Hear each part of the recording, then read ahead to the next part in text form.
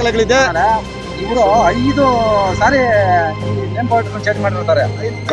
ಎಲ್ಲ ಹೆಸರುಗಳನ್ನ ಚೇಂಜ್ ಮಾಡಿರ್ತಕ್ಕಂಥದ್ದು. ನೇಚರ್ಸ್ ಲೆಕ್ಚುರಿ ಅಂತ ಒಂದು ದಾಖಲೆಗಳನ್ನ ಕೊಡ್ತೀವಿ ಜಿಲ್ಲಾಧಿಕಾರಿಗಳು. ಒಳಗಡೆ ಮದುವೆ ಆಗಿರೋಂತ ವಿಡಿಯೋಗಳು ರೀಸೆಂಟ್ ಆಗಿ ಒಂದು 4 ತಿಂಗಳಿಂದ 5 ತಿಂಗಳಿಂದ ಮದುವೆ ಆಗಿರೋಂತ ವಿಡಿಯೋ ಸಹ ನಾವು ನಿಮ್ಗೆ ಕೊಡ್ತೀವಿ ನೋಡ್ರಿ.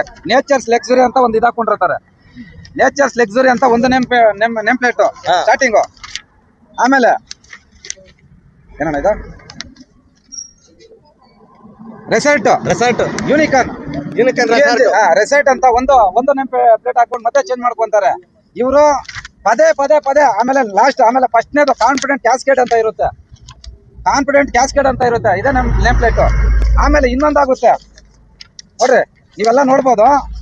ಇನ್ನೊಂದು ಇದೈತೆ ಕಣಪ್ಪ, ಅದು ಎಲ್ಲವೂ ಕೂಡ ನೋಡಿ ಒಳಗಡೆ ಸ್ವಿಮ್ಮಿಂಗ್ ಪೂಲ್ ಇಂದ ಹಿಡಿದು ಎಲ್ಲವೂ ಕೂಡ ಇದೆ. ಎಲ್ಲ ಕೊಡ್ತೀನಿ. ಎಲ್ಲವೂ ಕೂಡ ಒಳಗಡೆ ಇಲ್ಲಿಗಲ್ಲೇ ನಡೆದಿರ್ತಕ್ಕಂಥದ್ದು. ಸರ್, ನಮ್ಮ ಬೇಡಿಕೆ ಏನಂತ ಹೇಳಿದ್ರೆ, ಈಗಾಗಲೇ ವಿವಾದಿತ ಜಮೀನು 4 ಎಕರೆ 23 ಗುಂಟೆ ಬಡವರ ವಿವಾದಿತ ಜಮೀನು ಈಗಾಗಲೇ ನ್ಯಾಯಾಲಯದಲ್ಲಿ ನಡೀತಾ ಇದೆ. ಹೈಕೋರ್ಟ್ ಸಹ ನಮ್ಮ ರಾಜ್ಯದ ಉಚ್ಚ ನ್ಯಾಯಾಲಯ ಇದನ್ನ ಬೇಗನೆ ಇತ್ಯರ್ಥ ಮಾಡಿ ಅಂತಕ್ಕಂಥದ್ದನ್ನ ಡೈರೆಕ್ಷನ್ ಸಂಬಂಧಪಟ್ಟಂತ ಆನೇಕಲ್ ಸಿವಿಲ್ ನ್ಯಾಯಾಲಯಕ್ಕೆ ಡೈರೆಕ್ಷನ್ ಕೊಟ್ಟಿದೆ. ಅದು ಇತ್ಯರ್ಥ ಆಗೋರು ಯಾವುದೇ ಕಾಮಗಾರಿಯನ್ನು ಮಾಡಬಾರದು. ಈಗಾಗಲೇ ಏನು ಕೋರ್ಟ್ ಅಲ್ಲಿ ವಿವಾದಿತ ಜಮೀನು ಏನ್ ನಡೀತಾ ಇತ್ತಲ್ಲ ಜಮೀನು, ಆ ಜಮೀನನ್ನ ಇತ್ತೀಚೆಗೆ ಒಂದು 6 ತಿಂಗಳಿನ ಹಿಂದೆ ಒಂದು ರಾಯಲ್ ಎಜುಕೇಶನ್ ಗೋಯಲ್ ಎಜುಕೇಶನ್ ಇದಕ್ಕೆ ಲೀಸ್ ಕೊಟ್ಟಿದ್ದಾರೆ. ರಾಯಲ್ ನೋಡಿ ಇಲ್ಲಿದೆ ನೋಡಿ, ಇಲ್ಲಿ ನೋಡಿ ಟ್ರಸ್ಟ್ ಕೊಟ್ಟಿದ್ದಾರೆ. ಇಲ್ಲಿ ಟ್ರಸ್ಟ್ ಕೊಟ್ಟಿದ್ದಾರೆ. ವಿವಾದಿತ ಜಮೀನನ್ನ ಟ್ರಸ್ಟ್ ಕೊಡ್ಲಿಕ್ಕೆ, ವಿವಾದಿತ ನಡೀತಕ್ಕಂಥ ಜಮೀನು ಕೊಡ್ಲಿಕ್ಕೆ ಬರ್ತದಾ? ಬರೆ ಮಾಡ್ಲಿಕ್ಕೆ ಬರ್ತದಾ? ಬೇರೆ ಸಂಸ್ಥೆ ಕೊಡಕ್ ಬರ್ತದಾ?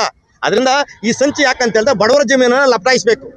ಇವರಿಗೆ ಗೊತ್ತಿಲ್ಲ ಪಾಪ, ಪ್ರತಿನಿತ್ಯ ಕೂಲಿ ಮಾಡ್ಬೇಕು, ಮನೆ ಕೆಲ್ಸಕೋತಾರೆ, ಬೇರೆ ಕೆಲ್ಸಕ್ಕೆ ಹೋಗ್ತಾರೆ. ಇವರು ಮಕ್ಕಳಿಗೆ ವಿದ್ಯಾಭ್ಯಾಸ ಕೊಟ್ಕೊಂಡು ಜೀವನೋಪಾಯ ನಡೆಸೋದೇ ಕಷ್ಟ ಇದೆ. ಇವತ್ತು ಕೋಟ್ಯಾಂತರ ರೂಪಾಯಿ ಬೆಲೆ ಬಾಳ್ತಾ ಜಮೀನು. ಈ ಜಮೀನನ್ನು ಲಪಟಾಯಿಸ್ಲಿಕ್ಕೆ ಈ ಪ್ರತಿಷ್ಠಿತ ಕಂಪನಿಯ ಮಾಲೀಕರಾಗಿರ್ತಕ್ಕಂಥ CJ ರಾಯ್ ಮತ್ತು ಅವ್ರ ಕುಟುಂಬದವರು ಇದನ್ನ ಸಂಚಲನ ಮಾಡಿದ್ದಾರೆ. ಅದಕ್ಕೆ ಈ ಸಂಚಲನ ವಿರುದ್ಧ ಇವತ್ತು ನಾವು ಜನರಿಗೆ ಮತ್ತು ಅಧಿಕಾರಿಗಳಿಗೆ ಅವ್ರ ಗಮನಕ್ಕೆ ತರ್ತಾ ಇದ್ದೇವೆ. ಏನು ಇದು ಮಾಡಿರ್ತಕ್ಕಂಥದ್ದು ಈಗಾಗಲೇ ಅವರು ಲೀಸ್ ಕೊಟ್ಟಿದ್ದಾರೆ ಶಿಕ್ಷಣ ಸಂಸ್ಥೆಗೆ, ಅದ್ರ ನ್ಯಾಯಾಲಯದ ಗಮನಕ್ಕೆ ತಂದಿದ್ದೀವಿ. ಅದ್ರ ಬಗ್ಗೆ ಸಹ ನಾವು ಹೋರಾಟವನ್ನ ಮಾಡ್ತೇವೆ ಮುಂದಿನ ದಿನಗಳಲ್ಲಿ. ಸರ್, ನಾವು ಈ ನೆಲದ ಕಾನೂನಿನ ಬದ್ಧವಾಗಿ ಹೋರಾಟವನ್ನ ಮಾಡ್ತೇವೆ. ಕಾನೂನಿಗೆ ವಿರುದ್ಧವಾಗಿ ಯಾವುದು ಮಾಡೋದಿಲ್ಲ. ಕಾನೂನಿಗೆ ಬದ್ಧವಾಗಿ ನ್ಯಾಯಾಲಯದಲ್ಲಿ ಹೋರಾಟ ಮಾಡ್ತೇವೆ.